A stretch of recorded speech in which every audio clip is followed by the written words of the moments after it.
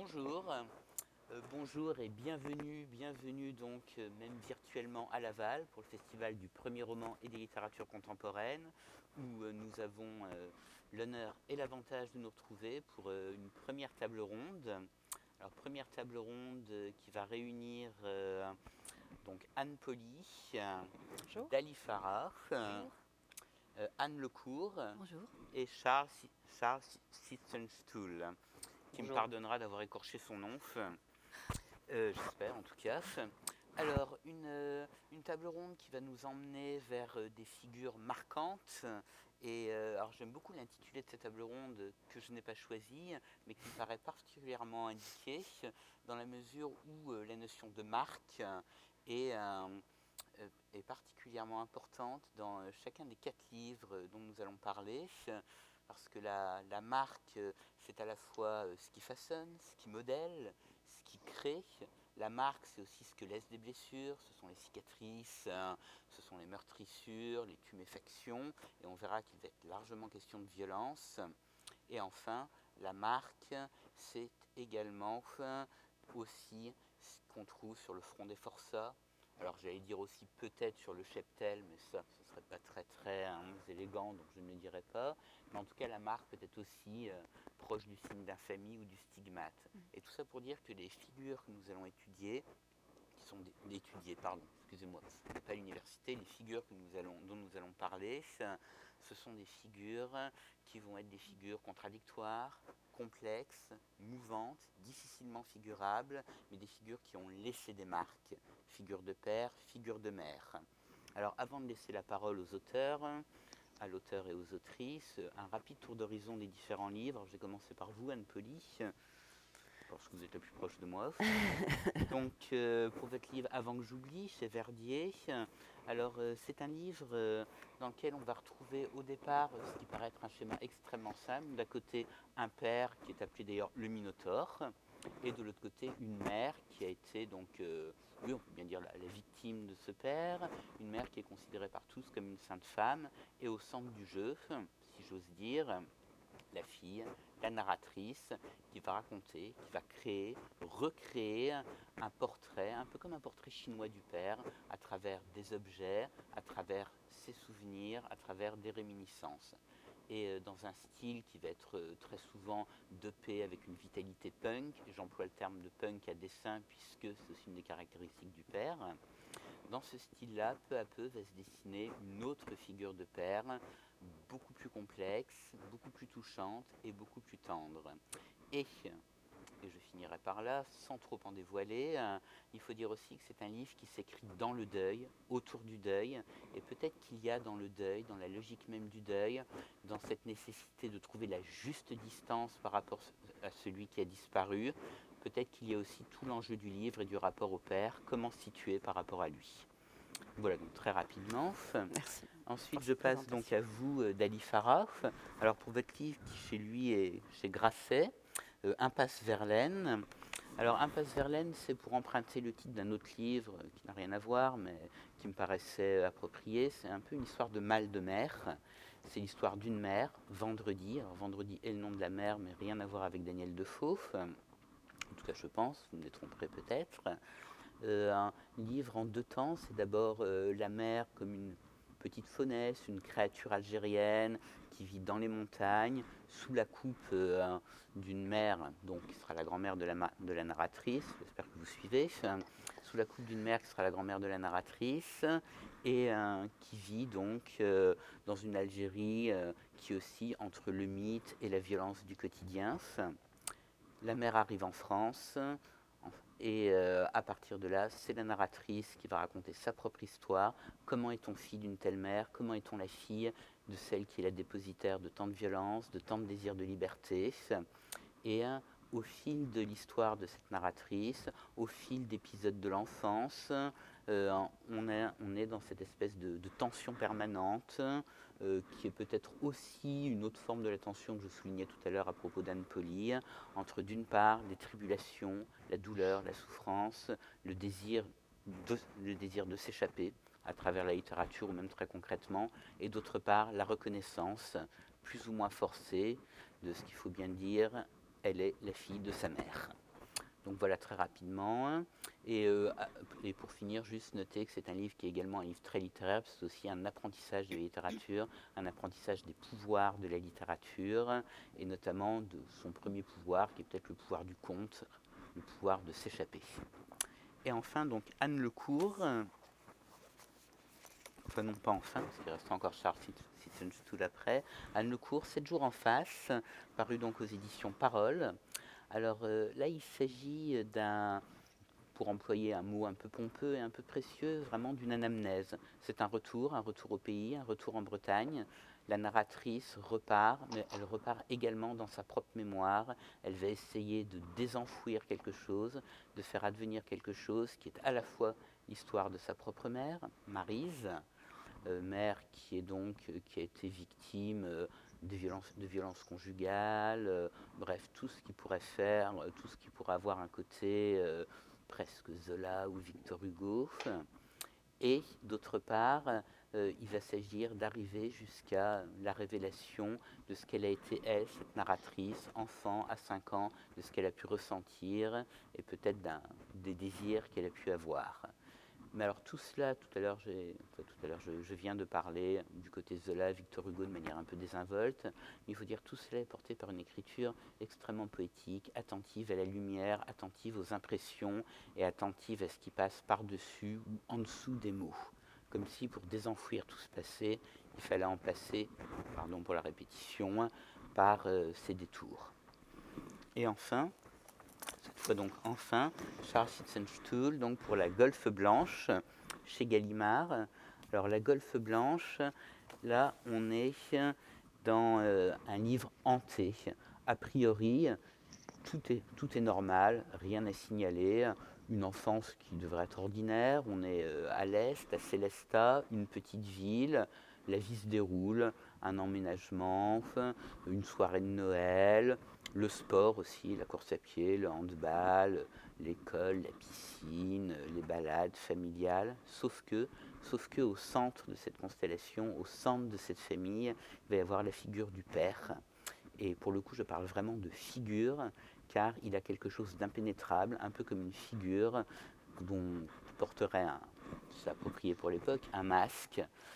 On ne sait pas vraiment pourquoi, et dans cette espèce de confusion, d'incertitude, on ne comprend pas, mais ce père est d'une violence extrême, violence verbale, violence physique, et d'une violence qui envahit toute la famille.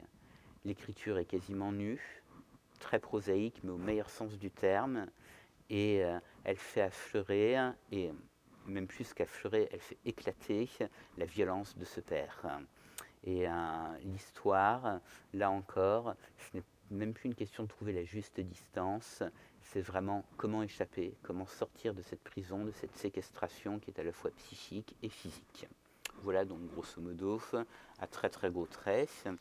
Alors j'ai assez parlé, donc j'aimerais passer maintenant aux auteurs. Alors la première chose qui m'intéresse, et ce qui à mon avis est un peu le dénominateur commun de vos livres, pourtant tous très différents, c'est qu'il y a un double mouvement très contradictoire, un mouvement à la fois centrifuge, un désir de départ, ou d'oubli, ou d'effacement, et d'autre part, pour des raisons très variées selon les livres, il y a une espèce d'incapacité à s'arracher, à s'extirper de l'ombre ou de l'orbite de ces figures, qu'il s'agisse de la mère ou des pères. Alors peut-être une première question pour vous, d'Ali Faraf. Ce qui m'a beaucoup intéressé, c'est la façon dont votre livre est un peu double ou dédoublé. Une première partie sur l'enfance de la mère, son arrivée en France, et la partie suivante, c'est l'enfance de la narratrice. Je décris ça là de manière un peu rade et pâquerette, parce que ce qui m'a paru très intéressant dans le livre, c'est la façon dont il y a une espèce de prise de relais narratif. Vous écrivez à un moment: j'ai mis longtemps à comprendre que vendredi était ma mère à moi. Et un peu plus loin, elle s'est aussi demandé pendant une demi-vie qui je pouvais bien être. Et j'ai eu le sentiment en lisant votre livre que, autant que raconter l'histoire de la narratrice, l'histoire de sa mère, il s'agissait aussi d'une volonté de raccorder une histoire à une autre. Oui, c'est tout à fait ça. Et puis ça renvoie à votre première question. Et quand j'écoute un petit peu tout ce que les livres de mes collègues, Ça décrit simplement l'ambivalence de ce que c'est qu'être en famille, cette horreur merveilleuse que d'avoir une famille, d'être relié à quelqu'un et d'en chercher à en échapper. Tous les textes là, de ce que j'entends sont sur cette double mouvement. Et en faisant ce relais, en racontant l'enfance de la mère avant de raconter l'enfance de la narratrice, je voulais absolument pas trahir cette ambivalence qui est enfin, un amour, qui est en même temps un rejet. La notion de figure, je ne connais pas tous les livres, mais je trouve tout à fait juste tout ce que vous avez dit. Et je pense que c'est simplement ça. Quand on essaie de faire le lien, en fait, on essaie aussi de raconter une complexité. Et la complexité, c'est l'ambivalence. Et c'est bien là, enfin, la notion même de lien. Un lien familial est un lien dangereux par définition, un lien affectif qui n'est pas choisi. C'est un lien affectif qui est déterminé par des choses qui nous tombent dessus, que ce soit un père, une mère. Et donc du coup, on a à penser ça, à penser cet amour qui est à la fois impossible et en même temps tangible. Comment nier que la narratrice aime sa mère tout en même temps la haïssant, tout en même temps recevant des coups, tout en même temps n'ayant pas d'amour. Je crois que c'est ça qui est difficile quand on est dans une enfance comme ça qui est à la fois décorporéisée parce qu'on n'a pas de lien et en même temps complètement corporel parce qu'il y a la violence. Alors ce qui est intéressant, c'est ce lien dont vous parlez, qui est un lien à la fois organique, psychique, biologique aussi, qui est un lien dont nous avons tous pu faire l'expérience. Il passe, dans le cas particulier de votre livre, il passe par les mots. Il y a cette phrase je suis le nègre de ma mère. D'abord, pour des raisons, je vais dire, très circonstancielles, la mère n'écrivant pas, ne sachant pas écrire, c'est effectivement sa fille, très très jeune, qui remplit pour elle les formulaires, les attestations, les papiers, etc. Mais ça va beaucoup plus loin, puisqu'il s'agit aussi, dans cette première partie que nous évoquions, de raconter l'enfance de la mère, c'est-à-dire de faire que les mots de la narratrice soient aussi les mots de la mère.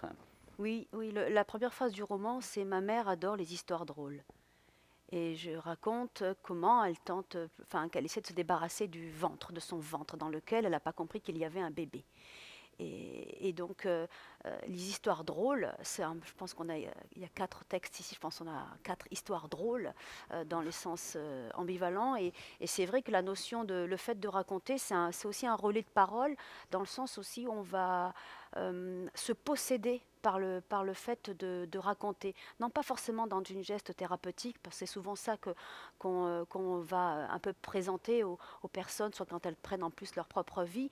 Moi, je pense qu'il y a 2 choses. Il y a des auteurs qui racontent leur vie, et puis tu as des écrivains qui essaient de la penser en la racontant.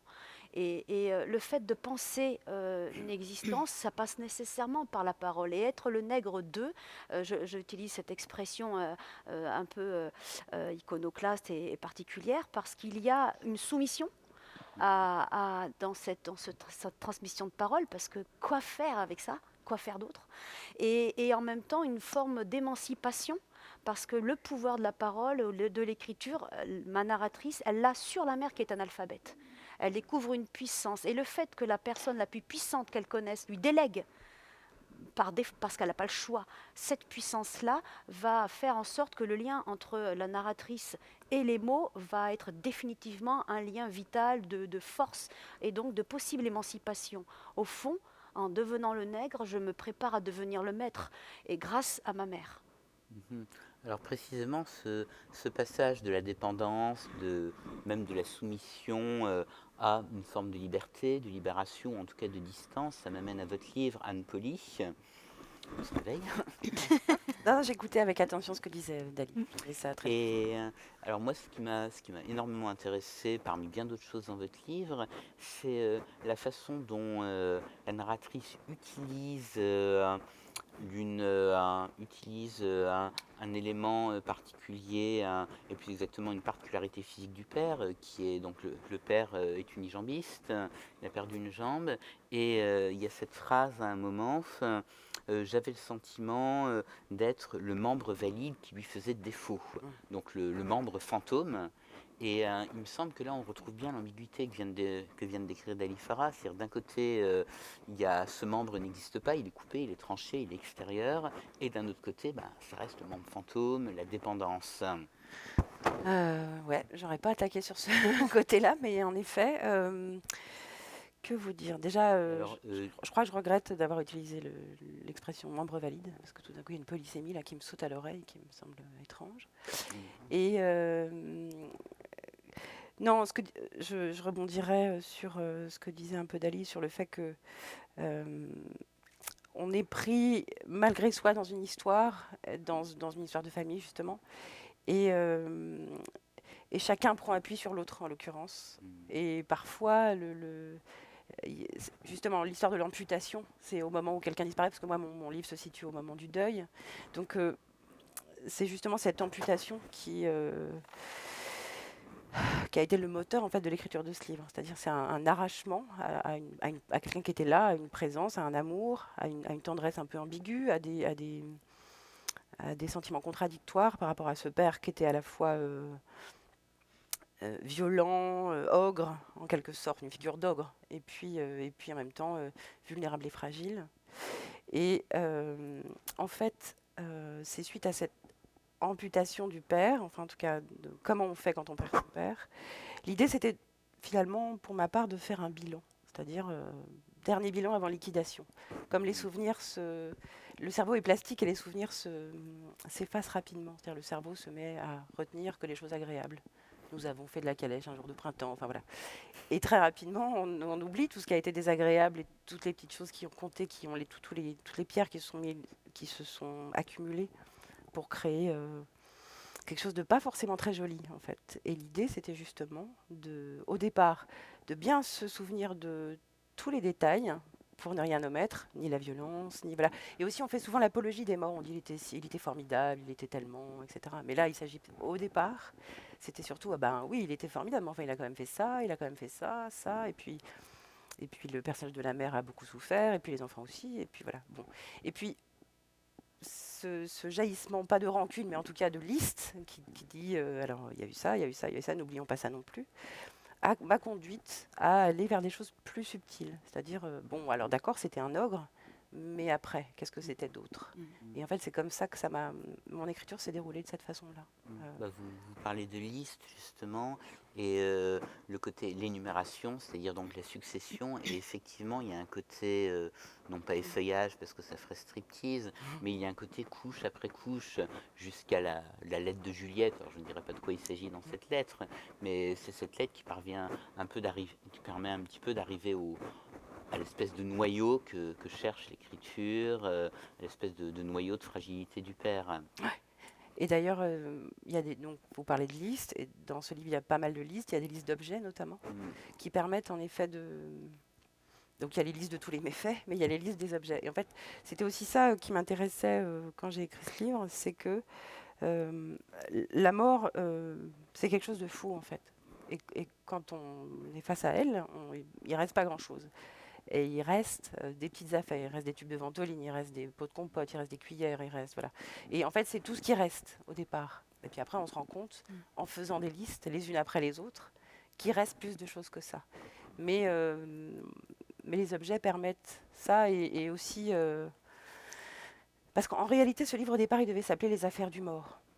Et mes éditrices m'ont dit, pour un premier roman, ça va pas trop le faire en fait. Et j'ai eu raison de les écouter. Mon deuxième titre, c'était Avant que j'oublie, c'est celui-là qui a été choisi. Mais c'était vraiment pour parler de ça. C'est qu'est-ce qu'on fait de ce qui reste. Donc on établit une liste, ou plusieurs listes, et on établit aussi une liste de sentiments, de choses ambivalentes, de complexité. Voilà, c'était... C'est donc là que réside le lien dans cette liste, ces choses sont aussi des signes à interpréter, à déchiffrer, comme par exemple des piles qu'on retrouve dans un tiroir, et c'est une langue. C'est aussi une langue, c'est une langue qui unit, qui réunit aussi au père, un petit peu comme ce que décrivait en tout autre registre Dali Farah tout à l'heure. Alors, on reparlera un petit peu de ces objets tout à l'heure, peut-être, mais j'aimerais passer à Anne Lecourt. Et alors peut-être une première question, j'ai noté la phrase suivante, donc la narratrice retournant donc en Bretagne, note, c'est comme si deux voix parlaient en moi, celle qui veut savoir et celle qui s'y refuse. Donc comme on l'aura compris, c'est un livre sur l'origine qui essaye de faire advenir cette origine avec plus ou moins de réticence. Et je me demandais, est-ce que c'était, voilà, est-ce qu'il y a pas derrière aussi cette idée que l'origine, c'est une espèce de pharmacone, c'est à la fois ce qui peut tuer et faire revivre, à la fois ce qui peut guérir et en même temps ce qui peut empoisonner. Est-ce que c'est cette ambivalence-là à laquelle se heurte la narratrice au départ? Oui, l'ambivalence, elle est vraiment au cœur du propos. C'est aussi un roman de voix. C'est pour ça que on a plusieurs voix qui parlent, qui racontent la même histoire, avec des points de vue différents, des temporalités différentes, et qui convoquent une histoire qui peine à se dire, qui est difficile à entendre, qui est difficile à dire, à accepter. C'est pour ça qu'on a cette espèce de désir à la fois et de crainte, de valse-hésitation. C'est une histoire qui se livre avec une forme de réticence, quoi. Hmm. Il s'agit de 3 figures, 3 voix, et puis celle d'une petite fille. Ce qui m'intéressait, c'était de mêler ces voix-là. D'abord parce qu'elles sont confuses, elles n'avancent pas en pleine lumière, mais aussi parce qu'elles sont symboliquement, ce sont toutes des femmes et toutes des mères, elles ont toutes été enfants aussi. Et c'était un petit peu cette dimension-là qui m'intéressait d'amener aussi dans le flou délibéré qu'il y a, par exemple, dans les personnages. On ne sait pas toujours Hmm. qui s'exprime, qui parle pour qui. Alors précisément, ce flou tient, entre autres choses, peut-être à ce que les choses se passent en dessous, en deçà ou au-dessus de la conscience. Oui, Ça revient très très souvent. Il est question de la mémoire de la chair aussi, de la narratrice. oui. Il est question aussi de la mère qui, raconte-t-on, à un moment s'est mise à ne quasiment plus parler, avoir un rapport particulier, distant aux objets. Et donc c'est une question que je vous posais, presque une question technique. Comment fait-on pour rendre dans les mots, par les mots, ce qui échappe justement à la conscience, échappe à la langue? Je pense qu'on va puiser dans le ressenti, dans l'émotion essentiellement, et on convoque des images plutôt que de raconter vraiment euh, de manière pratique, de manière chronologique, de manière factuelle, pardon. Moi, j'ai choisi le format du journal intime, donc, ou du journal de bord, du carnet de bord, l'histoire qui se raconte jour après jour, une écriture fragmentée aussi, beaucoup, une écriture qui laisse des traces.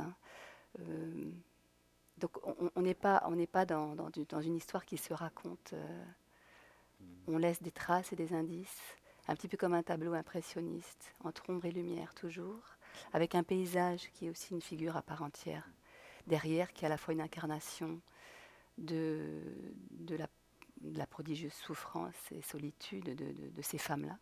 Parce que tour à tour, elles ont un destin qui est lié, elles ont en commun le mésamour, elles ont en commun la maternité subie, elles ont en commun de ne pas s'être défendues du désir masculin. Et donc ce sont des choses qui sont difficiles à raconter. On est aussi dans un contexte d'une communauté d'hommes et de femmes, un village, où il n'y a pas de place, il n'y a pas une once de compassion et d'écoute pour la situation de ces femmes-là. Et donc la narratrice, de la même façon, va, dans ses promenades et au travers de ses rencontres, reconstituer une histoire qu'elle n'est pas capable d'affronter directement. Mhm. C'est pour ça que c'est une histoire qui se raconte un petit peu malgré elle, quoi. Alors, pour paraphraser le titre du livre d'Anne Poly, avant que j'oublie, j'aimerais revenir sur quelque chose que vous venez de dire. Vous avez parlé d'impressionnisme. Moi, j'étais frappé par l'emploi des images, justement, de la lumière, des Oui. petites touches, de la surface de l'eau, de l'attention à certains détails. Est-ce que cette attention à l'imperceptible, à l'impression, aux frisés de la lumière, est-ce que c'est la disposition d'esprit qui permettait justement de faire advenir cette histoire enfouie, de repérer les traces dont vous parliez? Oui, c'est précisément ce processus-là, en fait, hein. Euh, par impression et par déduction. On a un paysage, par exemple, qui est une forme d'allégorie, qui permet à la fois de se réfugier et de traduire, par exemple, le destin de ces femmes. Hmm. Euh, Oui, voilà, quoi dire. Moi, j'aime beaucoup dans l'écriture que les choses ne soient pas limpides et qu'elles ne soient pas forcément accessibles. Comme dans la vie, j'avais envie dans ce livre de présenter une histoire un petit peu au travers d'un tissu fané, à la trame usée, un petit peu comme une dentelle ravaudée, et à travers laquelle on voit certaines choses et d'autres sont occultées, quoi. Mhm. Donc on est toujours entre ombre et lumière, et entre ce qui se voit et ce qui ne se voit pas. Donc le lecteur, effectivement, euh, n'a pas réponse à toutes ces questions, sans doute. Et c'est en refermant le livre qu'on a une compréhension, ou quand on prend du recul peut-être sur l'histoire, qu'on peut contempler un tableau, qu'émerge une histoire plus globale, quoi, qui n'est pas racontée textuellement. J'ai voulu fondre délibérément les personnages et les ramener au rang de mères, ou de femmes, ou d'enfants, parce que ce sont des figures symboliquement fortes, parlantes, quoi. Alors on reviendra chez chacun et chacune d'entre vous sur cette question des figures mythiques, archaïques aussi, qui sont Oui. très présentes. Mais alors justement, autre figure mythique, autre figure qui est difficilement accessible, c'est celle du père dans La Golfe Blanche, Charles Sittenstuhl. J'en viens maintenant à vous. Moi, ce qui m'a énormément frappé en lisant, au-delà justement, et j'emploie le terme frappé, c'est peut-être un peu maladroit, mais au-delà de la violence du livre, c'est le fait que ce père-là, qui est au centre de la famille, est d'abord un étranger. Alors étranger, pas uniquement pour des raisons biographiques, pas uniquement parce qu'il est d'origine allemande, mais étranger aussi parce que, notez-vous à un moment, il est comme claquemuré, il est comme enfermé, séquestré, et il nous ressent, je cite de mémoire, hein, il nous ressent, moi et surtout moi son fils, comme une agression. Donc ça, c'est peut-être la première question que je vous poserai. C'est là, est-ce qu'on n'est pas dans un paradoxe? On est au cœur de la famille et pourtant l'homme par qui vient le danger, par qui la famille est déstabilisée, et y est complètement extérieur. Bonjour à tous et tout d'abord merci pour l'invitation et surtout merci d'avoir facilité la visio voilà, que je fais depuis Célestat en Alsace, qui est d'ailleurs la ville principale où se passe le roman, où j'habite toujours. Effectivement, votre remarque va directement sur l'une des grandes questions que j'essaie de poser dans ce premier roman, qui est ce père étranger à plusieurs titres, comme vous le mentionnez. Il est d'abord étranger de par son état civil, parce que même si tout se passe dans une région frontalière de l'Allemagne, c'est dans la partie française, voilà, de la vallée du Rhin, que se passe le roman. Donc on est bien en France et on a affaire à des personnages qui sont nés français, qui sont français, à l'exception du père, qui est lui un vrai Allemand, né en Allemagne, qui est venu travailler en Alsace pour lancer sa carrière, et qui a fondé une famille. Donc il est déjà d'une certaine façon particulier dans le milieu social et dans la ville moyenne où il évolue.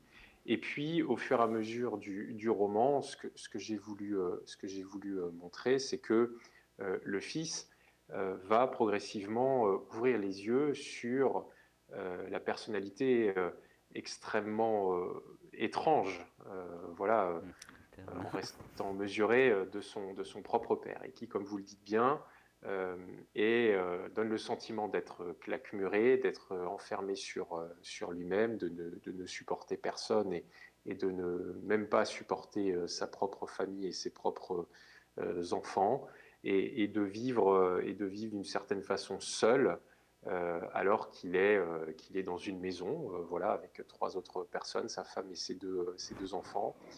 Et donc, l'un des objectifs que je poursuivais, c'était effectivement de montrer l'évolution de cette relation entre le père et le fils, et comment, d'une certaine façon, dépérit la relation entre un père et son fils, et comment elle peut dépérir rapidement, en quelques années à peine, et en plus, normalement, dans les années où elle devrait être la plus forte, c'est-à-dire les années de l'enfance, et ce qui va amener à l'éclatement de la famille in fine.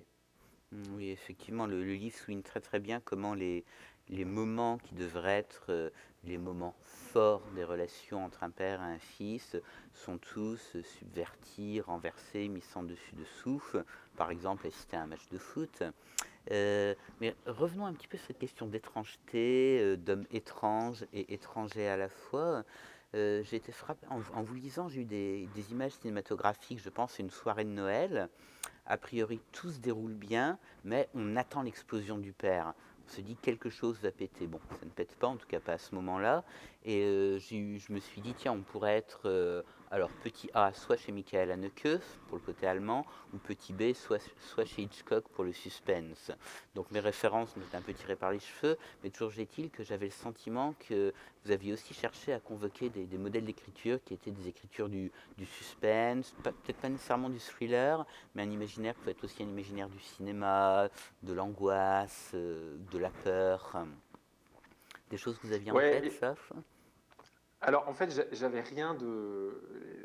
Merci pour les références. J'avais aucune référence précise en tête, qu'elle soit cinématographique ou littéraire, quand j'ai écrit ce roman. En revanche, il y avait une volonté de montrer cette angoisse perpétuelle, en fait, dans laquelle a vécu le narrateur, bon, le narrateur qui est moi en l'occurrence, lors de ses jeunes années, et où il était, enfin, où le narrateur pouvait s'attendre à n'importe quel moment que la foudre tombe. Donc il pouvait pressentir, parce qu'il connaît son père et qu'il, les années passant, commençait à pouvoir sentir dans quelle situation particulière il y aurait plus de probabilité que le père explose et qu'il y ait ce déluge de violence qui s'abat. Mais même lorsque il pouvait s'attendre à ce qu'une situation dégénère, ben, il arrivait que parfois elle ne dégénère pas. Et à l'inverse, elle pouvait dégénérer dans certains moments où la probabilité était plus faible. Et c'est vrai que ça bon, d'une part, ça rend la vie pas très agréable. Voilà. C'est un Pour rester euphémisme. encore une fois, c'est un euphémisme pour rester mesuré dans le propos, ça la rend même impossible quand on est enfant.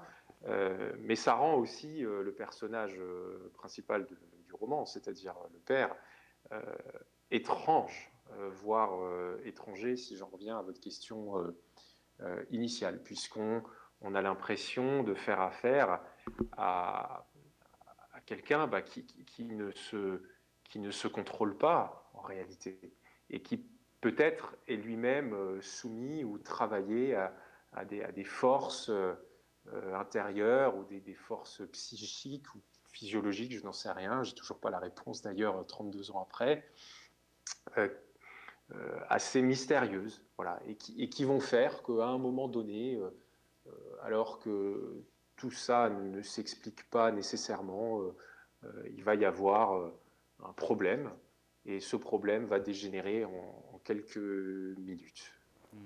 Oui, d'ailleurs, vous employez un moment à propos de sa colère et de sa violence le verbe posséder. Il est possédé par la violence. Alors, Ouais, c'était vraiment ça. Et juste pour terminer, pour bien répondre à la question que vous me posiez, euh, il y a eu, pour le coup, je vous ai dit, pas nécessairement de références littéraires ou cinématographiques auxquelles je me suis attaché. Par contre, il y avait la volonté de retranscrire dans l'écriture ce suspense. Ça, c'est un travail que j'ai fait lors de l'écriture, et d'ailleurs que j'ai essayé de fignoler lors de la relecture avec les relecteurs et les éditeurs, c'est-à-dire d'épurer à certains moments un certain nombre de choses, ou de concentrer sur certains moments sur certains événements, pardon, pour retranscrire ce que peut être l'angoisse. Alors une angoisse qui s'étale sur des années, dans un livre, ça doit se faire en quelques pages. oui, donc concentration. Alors une concentration, mais également c'est le cas de chacun de vos livres, une expansion, si j'ose dire, puisque dans tous les cas, il y a la question qui va être abordée et qui ne peut qu'être abordée, on a déjà un peu parlé, mais en la formulant sous les espèces du lien, c'est celle de la transmission. Qu'est-ce qui est transmis? qu'est-ce qui va être porté de génération en génération. Alors, peut-être pour aborder pour aborder la question sous un angle d'abord plus strictement littéraire ou de l'ordre du langage, et je me tourne vers vous, Anne-Pauly. Moi, ce qui m'a beaucoup frappé, c'est la façon dont le père, dont vous avez bien dit tout à l'heure, c'est un personnage complexe et que le fond de violence était compensé par un noyau de fragilité et de vulnérabilité, ou l'inverse. Cette violence-là, j'ai eu l'impression, je l'ai retrouvée aussi dans votre écriture. Il y a une façon de télescoper les registres. Il y a une scène, par exemple, que j'aime beaucoup, c'est celle où la narratrice écoute Céline Dion en voiture, et c'est le moment où voilà, les écluses s'ouvrent, les vannes se lâchent, et ça finit par catharsis pop, check. La catharsis par la pop, check. Par la pop, oui, pardon, check. Et à un moment, parlant du père, c'est une scène à l'hôpital qui est d'ailleurs aussi très très drôle.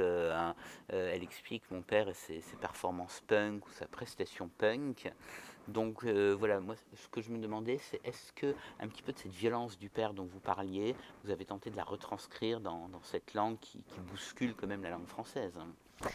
Oui, en effet. Alors, c'était pas forcément tout à fait conscient, mais de fait, vous évoquiez tout à l'heure les marques et qu'est-ce qui marque plus qu'une langue et qu'un langage aussi. Et je crois que la langue que j'ai développée pour ce roman, et qui est peut-être la mienne pour les années à venir, elle est en effet marquée par ces contrastes en fait entre. Je vous parlais d'un ogre tout à l'heure et en même temps d'un ogre gentil. Je vous parlais des objets et des choses plus profondes. Voilà. Et en fait, tout ce livre est construit en contraste et la langue aussi est construite. La langue de ce livre est construite sur des contrastes. Et je me demande en effet si en fait, c'est un miroir, cette langue, c'est en effet un miroir des contrastes du personnage du père. Après, il y a aussi le télescopage des registres, comme vous dites. C'est là encore, c'est qu'est-ce qu'on reçoit d'une famille. On reçoit une langue aussi. On reçoit une langue et parfois une langue familière. On reçoit une langue de tous les jours. On reçoit donc dans mon roman, il m'a paru important justement de restituer cette espèce de langage qui se dit tous les jours, qui n'est pas forcément un langage littéraire. Par exemple, il y a toute une scène autour d'un store qu'on doit baisser, et puis après d'une carafe qu'on doit remplir, vider, etc. Voilà. Avec des espèces de petits mots, des choses qu'on se dit dans les chambres d'hôpital, dans les couloirs, dans les salons, dans les cuisines. Voilà. Et c'était important pour moi qu'il y ait ces langues qui coexistent, en fait, qui soient d'une part une espèce de langue un peu tenue, un peu serrée, et puis d'autre part voilà, justement des langues parlées, des expressions toutes faites que les gens emploient dans de telles situations.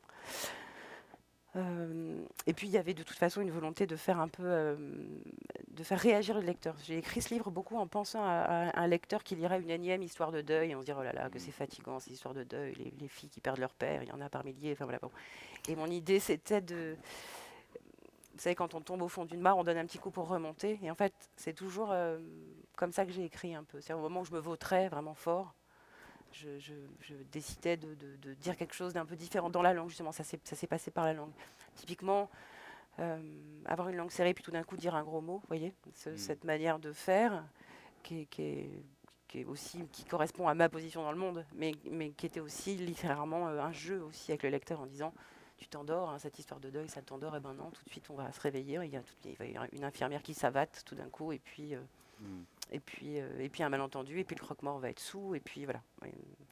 Et donc ce dont on hérite aussi, donc il y a cette langue, et il y a aussi cette vision du monde, et de fait la vision du monde entre cocasserie, c'est-à-dire que les choses les plus sombres deviennent cocasses, et les plus tragiques tendres. Et en fait c'était justement cette transmission que moi j'ai reçue de cette famille-là, que je voulais faire donner à voir dans ce livre. Alors effectivement, il y a un côté qu'on pourrait qualifier de grotesque dans votre livre, au sens, j'allais dire, le plus esthétique du terme, mais et précisément vous parliez de contradictions, de paradoxes et de déjouer les attentes du lecteur. Moi j'étais très frappé aussi par une dimension de votre livre, c'est la façon dont revenant sur les croyances et les goûts du père, ouais, il y a un goût pour toute une espèce de sagesse un peu diffuse, un peu nébuleuse, à base, voilà, on est quelque part entre le développement personnel et le mysticisme de bazar. Donc au début on voit ça, on se dit bon alors où ça va passer,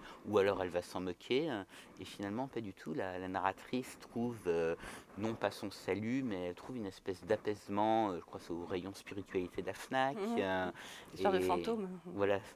Et précisément, je me suis dit, est-ce que cette façon de reprendre ce qu'on aurait pu mettre de côté en disant ça c'est kitsch ou c'est du n'importe quoi, ou alors on l'excuse parce que c'est le deuil et la douleur, mais une façon de donner toute son importance à ces éléments, est-ce que c'était aussi une façon de déstabiliser le lecteur?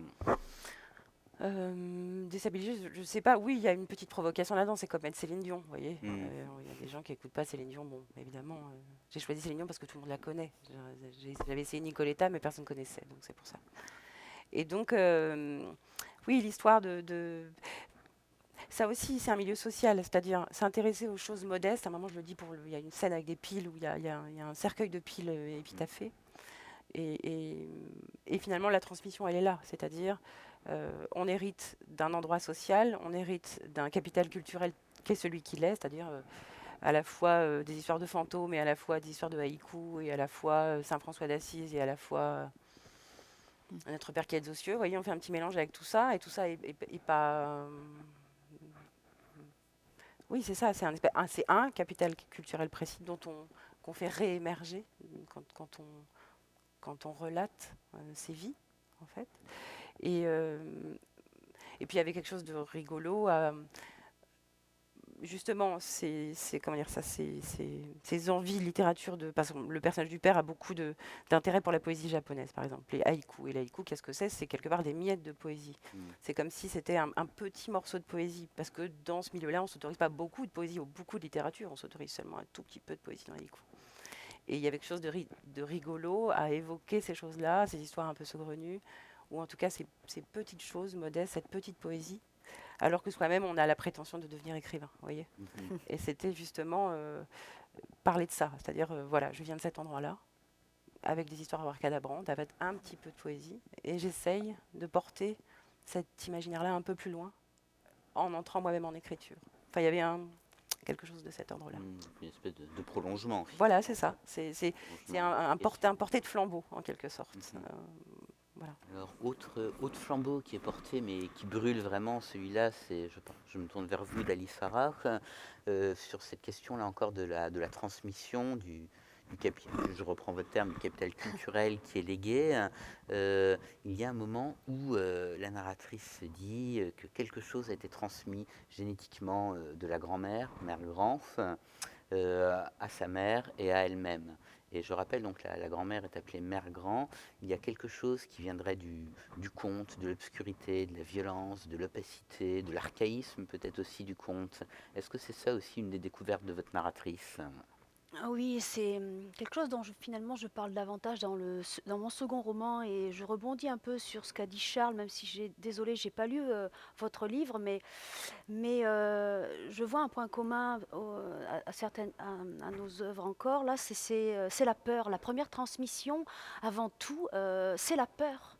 Ce truc qui est tellement opaque pour Charles, d'après ce que je ressens de ce qu'il dit, qui est tellement opaque qu'il n'a pas eu accès même, il sent qu'il y a des choses qui devaient travailler, il a utilisé le terme de travailler, et la première transmission, c'est ça. Dans mon second roman, je dis, je suis composée de 60 à 75% de peur, et quand je dois, c'est à 45 ans, quand il m'arrive un truc particulier, je dois décider que cette peur n'a plus à être mon GPS, mais par quoi je vais la remplacer?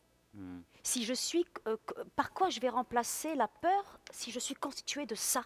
La transmission massive, la transmission première des enfances douloureuses et des enfances machiavéliques et des enfances merveilleuses qu'elles sont à travers ces êtres tellement fascinants par leur puissance, c'est la peur. Parce qu'on apprend à aimer leur violence parce qu'elle quelque part, il y a aussi une forme de sécurité dans cette attente. Ce que décrivait tout à l'heure Charles, effectivement, ces jours qui n'en finissent pas d'être sous tension, finissent par devenir une forme de norme et permettent d'admirer la puissance comme ça, qui est celle du Père pour Charles, qui va être pour moi ma mère et mon père, et qui ont une puissance narrative des contes, des mythes, de pouvoir, il a dit comme la foudre, il a parlé de foudre tout à l'heure, un peu comme voilà, un titan, un Zeus qui vient s'abattre. Et on a ça dans le livre d'Anne, où justement elle travaille ça dans la langue avec des outrances et de l'économie. Des outrances et de l'économie. C'est ça la peur. La peur, tu vis en économie, tu es en veille, tu es en vigilance. Voilà, moi, dans mon deuxième roman, je dis que c'est moi qui ai inventé Vigipirate et que je suis un GI en string. Parce qu'on est là en mode GI à surveiller ce qui se passe en permanence. Et puis l'outrance du réel surgit. Donc, quand tu es enfant et que tu ne peux pas expliquer ça, tu as le conte. Tu as la narration, tu as le Minotaure, tu as des visions comme ça. Donc c'est absolument naturel d'essayer de faire récit avec ce qui est complètement incompréhensible et d'aller chercher du côté des récits d'enfants, celle des ogres, effectivement. Sauf qu'il y a une petite musique en toi qui dit « oui, mais cet ogre-là, c'est ton père, cet ogre-là… » Et dans l'écriture, effectivement, il y a des stades dans la vie. Moi, vers 30 ans, enfin, disons, ouais, vers 30 ans, quand j'ai eu mon premier enfant, clairement, j'avais une vision du monstre, dense, la densité du monstre. Et c'est en vieillissant ensuite, en comprenant que l'ambivalence m'est venue. L'ambivalence, elle ne t'arrive pas d'emblée comme ça, tu ne la penses pas d'emblée. Donc, la transmission, pour moi, c'est d'abord cette terreur permanente et elle fait nécessairement récit. C'est bien de là d'où vient la parole et l'écriture. C'est bien des peurs des hommes, de toutes nos premières peurs. Je pense que la première fois que quelqu'un a écrit, c'est parce qu'il a eu peur. Je suis certaine de ça. J'y étais pas, mais si j'y étais. Non, je ne vais pas tout dire. Non, mais je suis quasiment certaine que le noyau dur de ce que l'on a à explorer, c'est notre rapport à la mort et notre rapport justement à cette peur terrible que nous font comprendre les parents violents parce qu'ils peuvent nous assassiner de cette peur-là.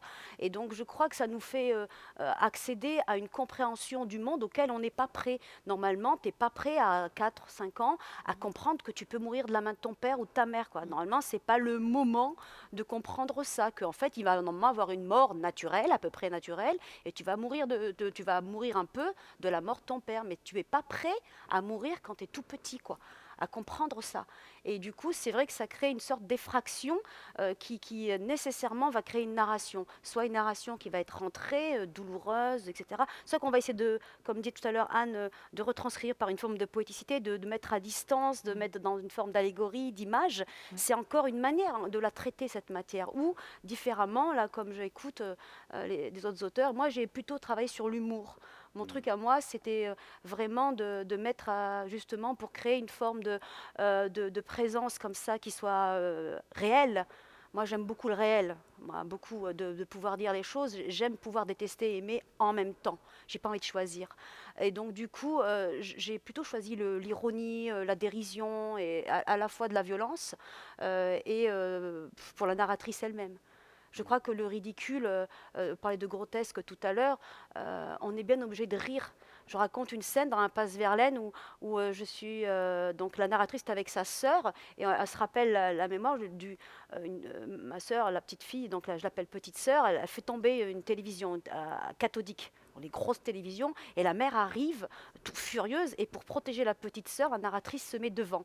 Et là, il arrive un truc improbable, comme un peu le raconte Charles, un truc tu ne penses pas que ça peut arriver, mais si. Elle a pris la télé et je parle du lançage olympique de télé dans ma gueule. Et les deux sœurs, quand elles se rappellent ça, elles pleurent pas, elles rient. Parce qu'à quel moment, dans un réel, il y a une personne qui prend une télé cathodique et qui le jette sur une petite fille? Le cinéma n'a pas prévu.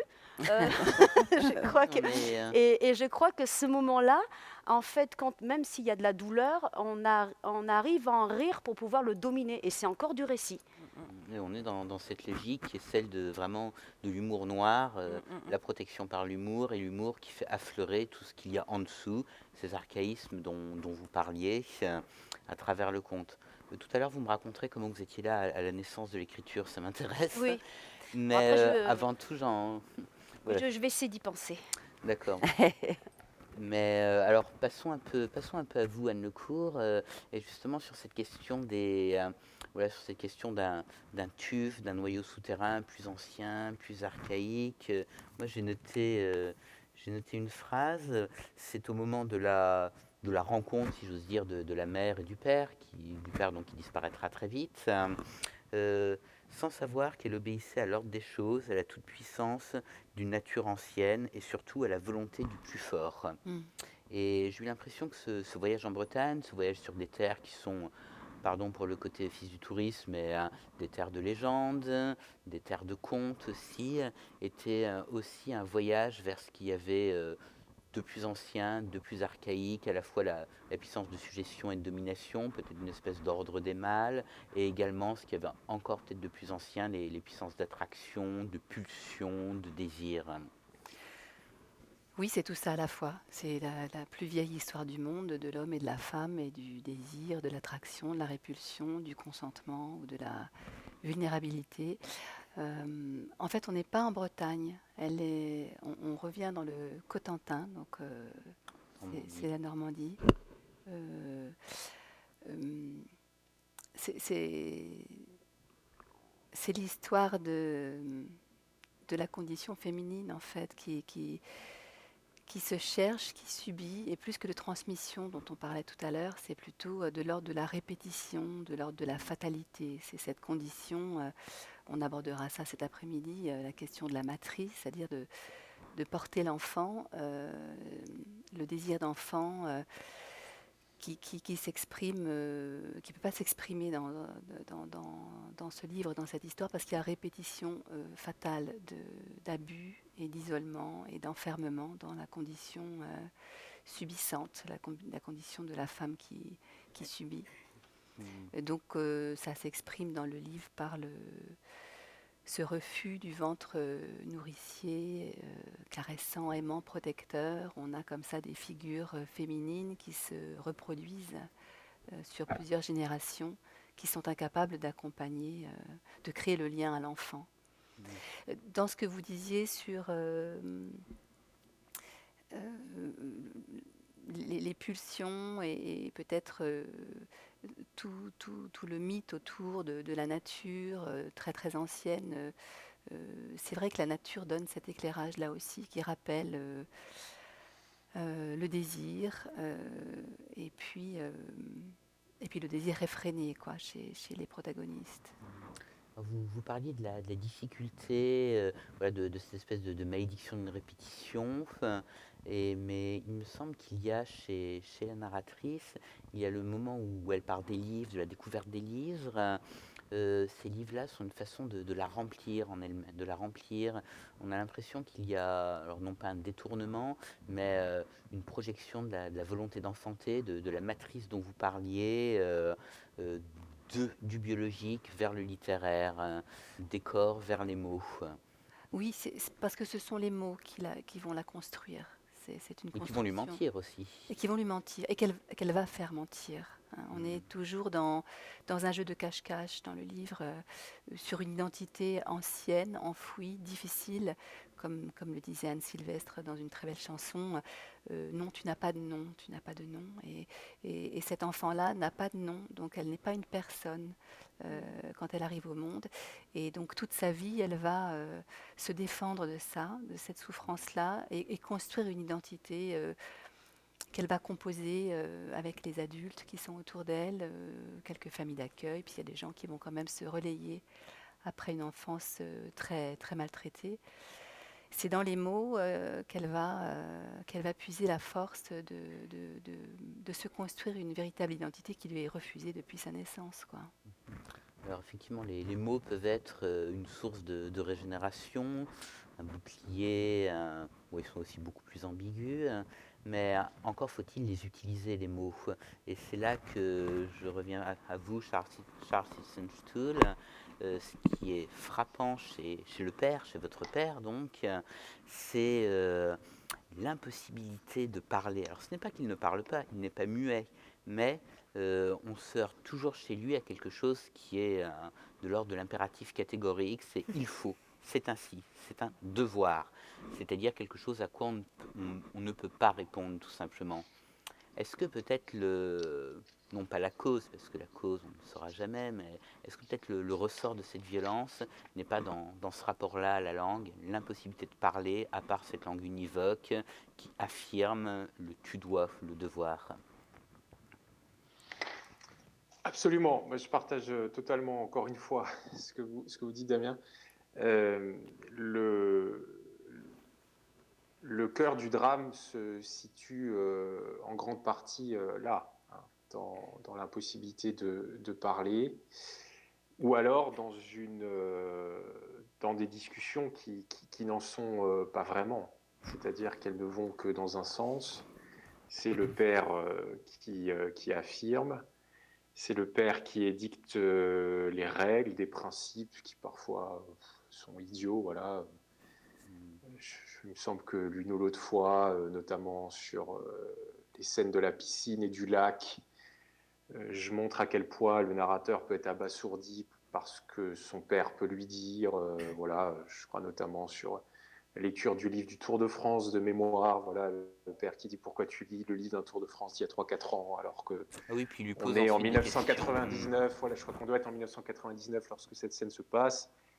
Et le narrateur lit un livre d'une édition précédente, voilà, les fameux livres du Tour de France qu'on connaît bien, et son père qui lui dit mais pourquoi tu lis le livre de l'année 1993, c'est fini, le Tour de France 1993, quoi. Donc ce sont des choses assez déconcertantes qui sont affirmées comme des lois générales. Et puis, il y a quand même un deuxième effet aussi sur la langue, et j'en parle volontairement parce que vous avez introduit comme ça le débat, et puis une fois qu'on a écrit un roman, on se dit peut-être comment est-ce qu'on le réécrirait, ou comment est-ce qu'on ajouterait certains aspects, ou qu'on les développerait davantage. Certainement que la nationalité du père, il joue aussi là-dedans. Le père est allemand, il parle bien français, il s'exprime de façon tout à fait fluide en français, mais il n'en demeure pas moins qu'il est de langue maternelle allemande, et que le français, c'est une langue qu'il a apprise voilà, une dizaine d'années auparavant, et que parfois il y a dans les sonorités, dans l'accent du père, hein, c'est-à-dire il parle français mais avec un accent allemand, et ce qui renvoie aussi là certainement à un imaginaire français très fort, et qui doit travailler aussi la famille, les enfants et la mère. Il y a parfois un vocabulaire qui peut manquer de richesse, puisque c'est une langue qui a été encore une fois apprise à l'école par le père, ou sur le tas, et que le père est quelqu'un qui manque manifestement de subtilité dans sa personnalité, mais il manque aussi peut-être de subtilité dans l'usage qu'il a du français, et que la conjonction des deux provoque, là encore une fois, la sidération, et lorsque les choses se passent mal, peuvent encore là décupler la violence naturelle du père. Donc ça, c'est vrai que c'est un aspect que j'aurais peut-être encore davantage développé si j'avais à réécrire le roman. Je ne me suis pas nécessairement rendu compte en première écriture, et c'est 1 an, 2 ans après, voilà, en entendant aussi les lecteurs parler du livre, qu'il y a aussi quelque chose au-delà du dérangement psychologique du père. Il y a aussi effectivement le jeu entre le français et l'allemand, et la nationalité étrangère du père, qui est un corps étranger, qui doit évoluer dans une ville française, même si elle est de culture germanique, puisqu'elle est alsacienne, et qui doit évoluer avec une femme française et des enfants qui sont nés en France et qui en réalité sont français, même s'ils sont d'un point de vue physiologique à moitié allemand.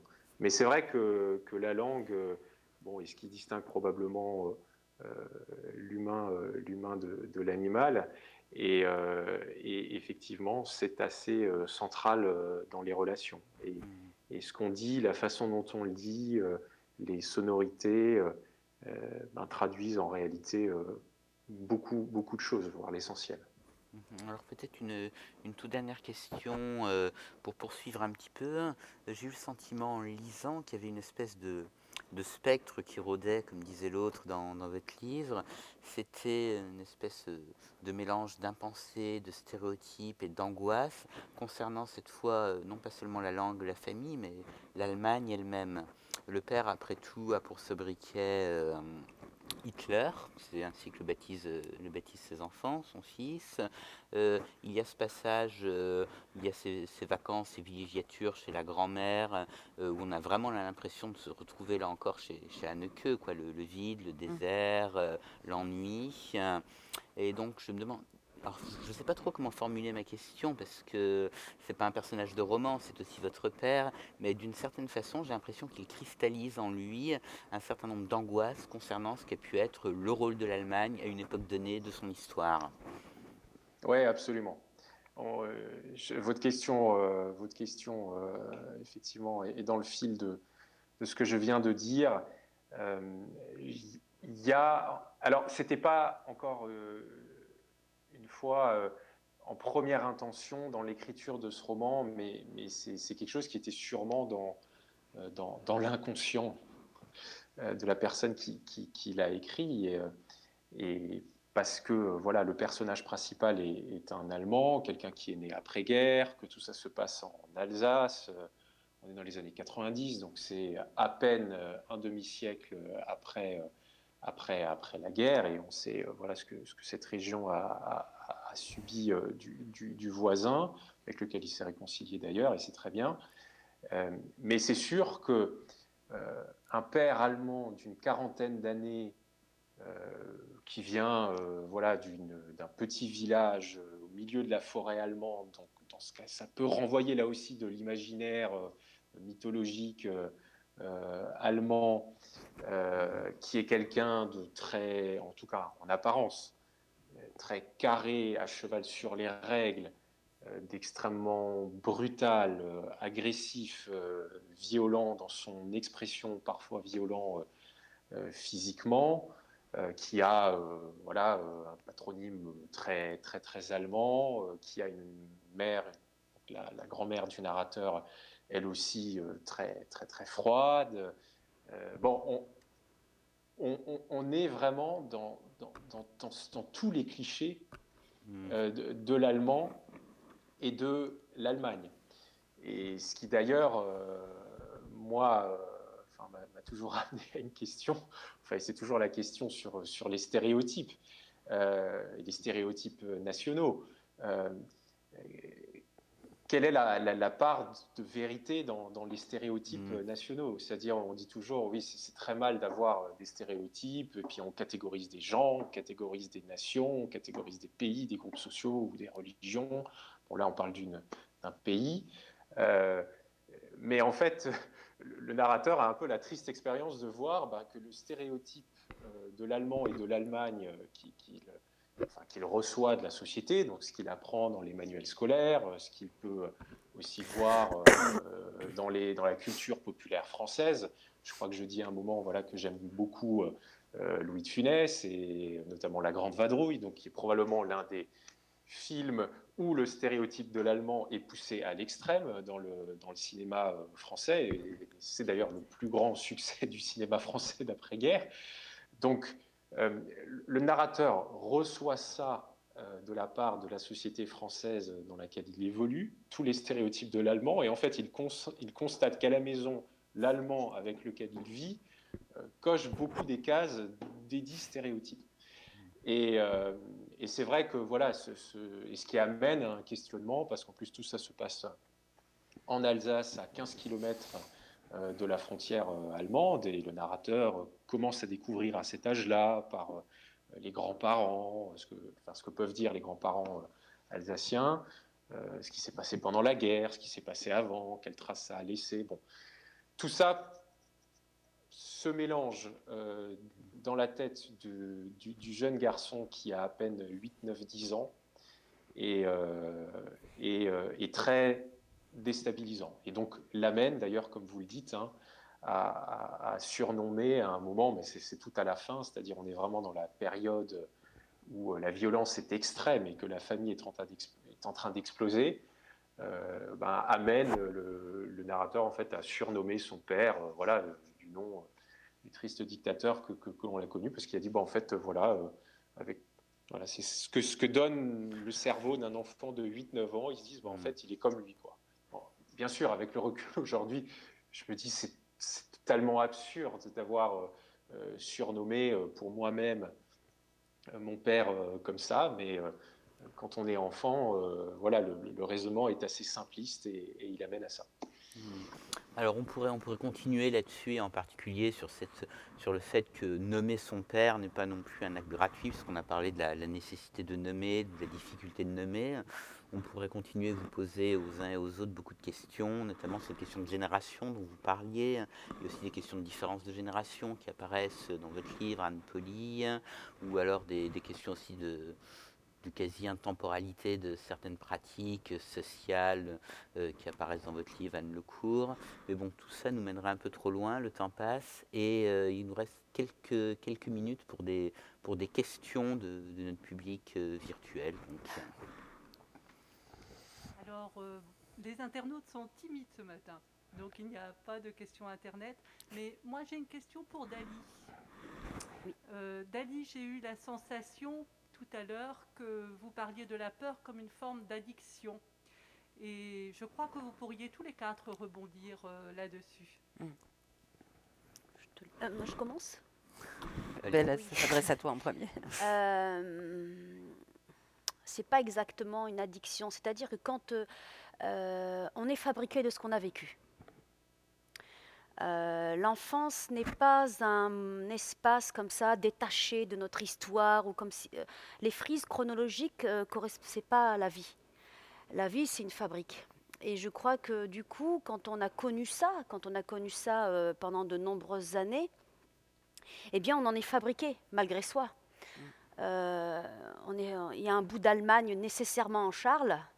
Il y a forcément, il y a un bout de jambes en moins chez Anne. Il y a un bout de douleur cachée quelque part. Si je sais pas si c'était, il y avait une matière biographique ou pas dans votre livre, mais dans le mien, il y a nécessairement cette part de peur.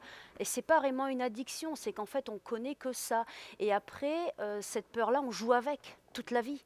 Toute la vie, on croit être sorti de ça, on croit l'avoir éloignée, on croit qu'elle n'est pas là, c'est tout un cheminement que chacun aura à faire avec ce qu'il est dans son degré aussi de compréhension de cette opacité-là. Et il y a 3 ans, au moment où j'ai fini Impasse Verlaine, j'en étais moins loin que maintenant. Où avec le deuxième conduit, c'est un prolongement où c'est là où j'ai davantage travaillé la peur en fait et son sens. Donc c'est une addiction parce qu'en fait c'est tout ce qu'on connaît. Et puis il faut vraiment comprendre, même si c'est pas agréable, que la personne qui est violente, c'est celle qui est censée nous protéger. Donc pour l'enfant. Donc on est programmé à une chose absolument affreuse, on est programmé à aimer cette violence pour partie. Et ça, c'est pas agréable, mais on va parfois même aller la chercher. Et le biais pour aller chercher ça, ce doudou affreux qu'on avait, ce doudou Hitler, pourquoi pas, eh bien, c'est parfois la peur. Donc du coup, on va aller se nourrir dans ce sens-là.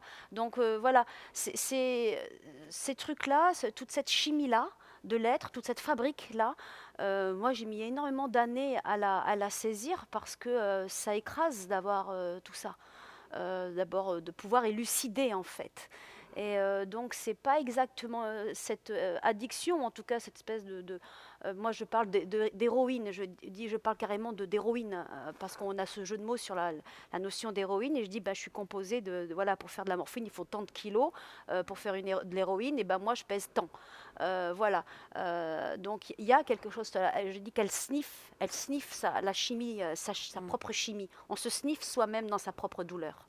Mais la peur, ça peut être aussi, je pense à vous, Anne Poly, mais est-ce que la peur, physiologiquement, on sait que c'est ce qui accroît l'acuité, accroît les sens, le regard, l'ouïe. Un animal qui a peur est un animal qui est extrêmement attentif, un homme aussi d'ailleurs. Oui, bah oui. Et C'est de la survie en fait. voilà, c'est et ça. je me demandais justement si ce dont vous parliez tout à l'heure, l'énumération, la succession des détails, etc., il n'y avait pas aussi non plus un fond ou de peur ou d'angoisse.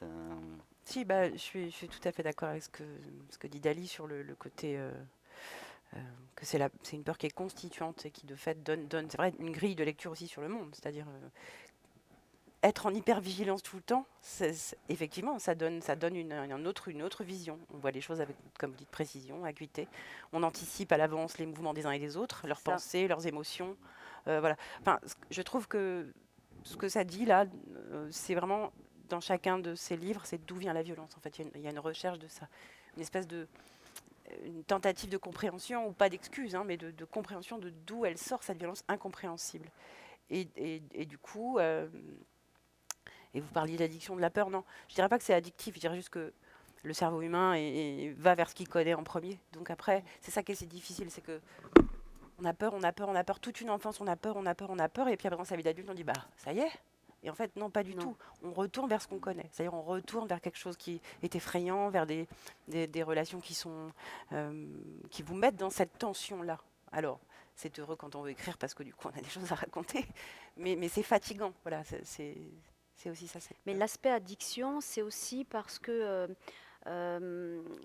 c'est cette ambivalence, c'est que ce qui nous a fait peur nous a aussi rassurés. On retrouve. Ce oui. truc-là, ouais. ce truc-là à penser, il est difficile. Il est extrêmement difficile parce que tu te mets à te poser la question du consentement. Tu te dis, mais dans quelle mesure, en fait, j'ai été d'accord là, en fait. Mais quand on est enfant, on n'a pas. Voilà, cette- bien cette sûr qu'on n'a pas se dextérité poser, mentale on n'a là, pas se voilà. poser Ouais. ça, bien sûr. Mais quand tu es adulte, tu as une espèce de culpabilité un peu, tu la comprends pas. Et en fait, quand tu as élucidé que c'était pas ta faute, en fait, que tu es allé vers quelque chose, tu n'avais pas le choix. Ben, tu avais un père, tu avais une mère, tu n'allais pas dire bon, toc, toc, toc, non, là, j'aime pas bien ce que j'ai là, vous seriez pour, là, échanger. Moi, je sais que j'ai passé longtemps, je pensais que j'étais pas la fille de ma mère et de mon père.